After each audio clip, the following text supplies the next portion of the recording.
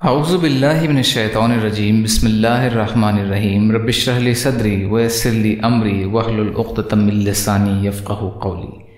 جب دنیا ریزہ ریزہ ہو جائے گی، قیامت کی چھوٹی اور بڑی نشانیوں کے بارے میں علامات صغریٰ، قیامت کی چھوٹی نشانیاں۔ 53 گھروں کی ساج سجا اور خوبصورتی بڑھانا۔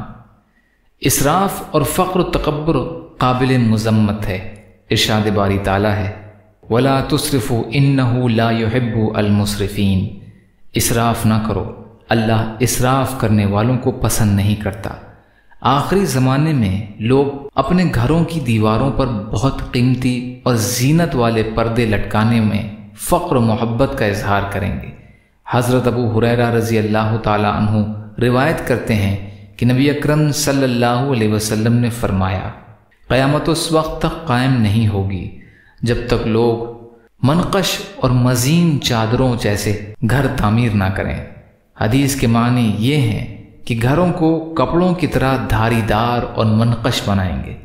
اس کے یہ معنی ہرگز نہیں کہ گھروں میں پردے لٹکانا یا انہیں سجانا حرام ہے، بلکہ حرام صرف یہ ہے کہ اس کام میں اسراف یعنی حد سے زیادہ بڑھ جانا اور تبذیر اور فقر و محبت سے کام لیے جائیں۔ بخاری شریف کی روایت ہے یہ۔